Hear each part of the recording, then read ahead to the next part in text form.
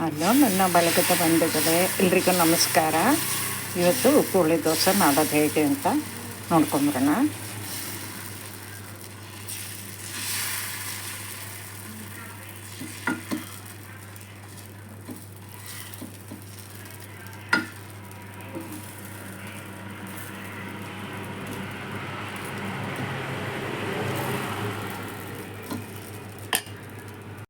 ಉಪ್ಪು ಹುಳಿ ದೋಸೆ ಮಾಡಲಿಕ್ಕೆ ನಾನಿಲ್ಲಿ ಒಂದು ಮುಕ್ಕಾಲು ಲೋಟ ಬೆಳ್ತಕ್ಕಿ, ಮುಕ್ಕಾಲು ಲೋಟ ಕುಚ್ಚಲಕ್ಕಿ ತೊಗೊಂಡಿದ್ದೀನಿ.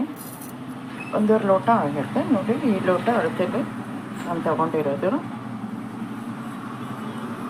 ಈ ಲೋಟ ಅಳತೆಲಿ ತೊಗೊಂಡಿದ್ದೀನಿ. ಸುಮಾರು ದೊಡ್ಡ ಲೋಟ ಇದೆ ಇದು. ಇಷ್ಟು ಸಾಕು ನಮಗೆ. ಇದಕ್ಕೆ ನಾವು ಕ್ಯಾಬೇಜ್ ದೋಸೆ ಅಂತಲೂ ಕರಿತಿದ್ವಿ ಸಣ್ಣದಿರುವಾಗ. ನಮ್ಮಮ್ಮ ಎಲ್ಲ ಕ್ಯಾಬೇಜ್ ಹಾಕಿ ಮಾಡ್ತಿದ್ರು.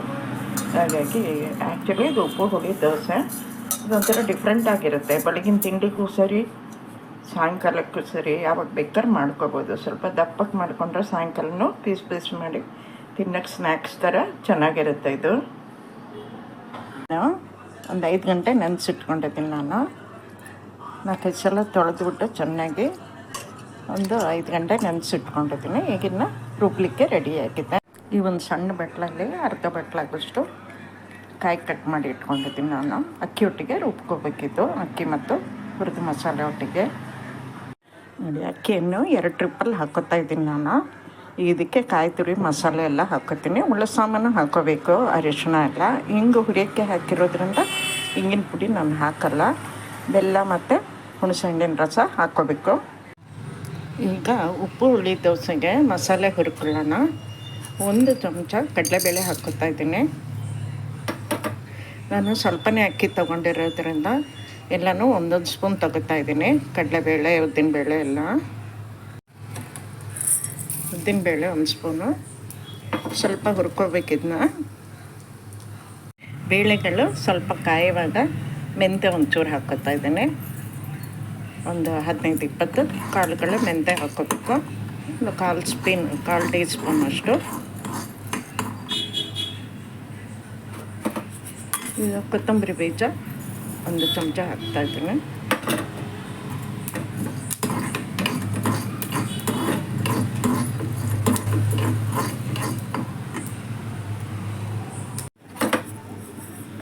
ಜೀರಿಗೆ 1/2 ಸ್ಪೂನು.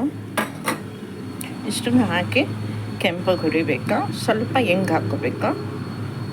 ಹಿಂಗೆ ನೋಡಿ 1-2 ಸಣ್ಣ ತುಂಡು ಹಾಕ್ಕೋತಾ ಇದ್ದೀನಿ.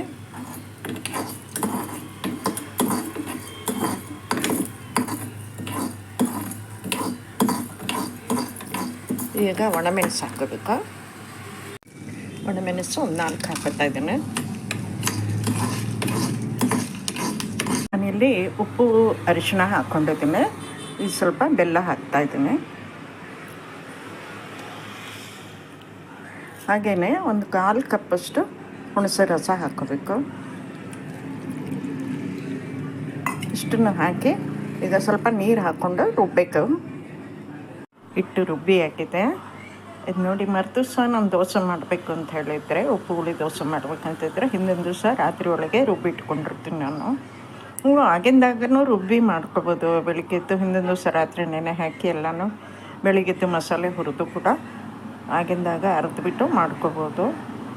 ಇದಕ್ಕೇನು ಹಿಟ್ಟು ಹುಳಿ ಬರಬೇಕು ಅಂತೇನೂ ಇಲ್ಲ. ಆಮೇಲೆ ಇದನ್ನು ಹುರಿದು ಹಾಕಲೇಬೇಕಂತೇನಿಲ್ಲ. ಹಸಿ ಮಸಾಲೆ ಕೂಡ ಹಾಕ್ಕೋಬೋದು. ಅಕ್ಕಿ ನೆನೆ ಹಾಕುವಾಗಲೇ ಅಷ್ಟು ಸಾಮಾನು, ಬೇಳೆಗಳು, ಕೊತ್ತಂಬರಿ ಬೀಜ ಅದೆಲ್ಲ ಹಾಗೆ ಡೈರೆಕ್ಟಾಗಿ ಹಾಕ್ಕೊಂಡು ರುಬ್ಕೋಬೋದು. ನಾನಿಲ್ಲಿ ಈ ಕಪ್ಪಲ್ಲಿ 1/4 ಕಪ್ ಆಗೋಷ್ಟು ಈರುಳ್ಳಿನೂ ಮತ್ತು ಕ್ಯಾಬೇಜು ಹಚ್ಕೊಂಡಿದ್ದೀನಿ. ಚಾಪರಲ್ಲಿ ಚಾಪ್ ಮಾಡ್ಕೊಂಡಿದ್ದೀನಿ ನಾನು ಸಣ್ಣಗೆ. ನೀವು ಬೇಕಾದ್ರೆ ಕ್ಯಾಬೇಜನ್ನು ತುರ್ಕೋಬೋದು. ಈರುಳ್ಳಿನ ಸಣ್ಣಗೆ ಹಚ್ಕೋಬೇಕು. ಈಗ ಇಟ್ಕೊಂಡಿರೋ ಉಪ್ಪು ಹುಳಿ ದೋಸೆಗೆ ಈರುಳ್ಳಿನ ಕ್ಯಾಬೇಜು ಹಾಕ್ಕೊಂಡು ಮಿಕ್ಸ್ ಮಾಡಬೇಕು.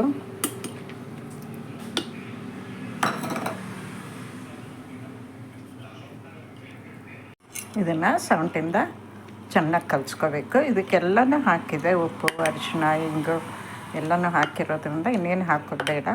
ನೀರು ಬೇಕಾದ್ರೆ ಒಂಚೂರು ಹಾಕ್ಕೊಂಡು ದೋಸೆ ಅದಕ್ಕೆ ಹಿಟ್ಟನ್ನು ಸರಿ ಮಾಡ್ಕೋಬೇಕು.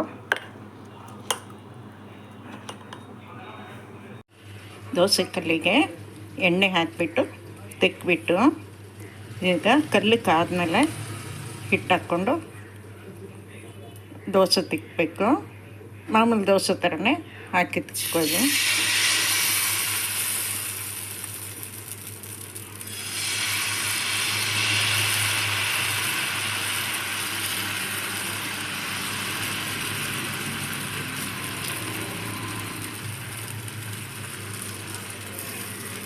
ಇದಕ್ಕೆ ಸ್ವಲ್ಪ ಎಣ್ಣೆ ಜಾಸ್ತಿ ಬೇಕು. ಉದ್ದಿನ ದೋಸೆ ಎಲ್ಲ ಮಾಡೋದಕ್ಕಿಂತ ಇದಕ್ಕೆ ಸ್ವಲ್ಪ ಎಣ್ಣೆ ಜಾಸ್ತಿ ಹಾಕಬೇಕಾಗತ್ತೆ. ನೋಡಿ ದೋಸೆ ಕಾಯ್ತಾ ಇದೆ. ಈಗ ತಿರುಗಿಸಾಕಬೇಕು ದೋಸೆನ.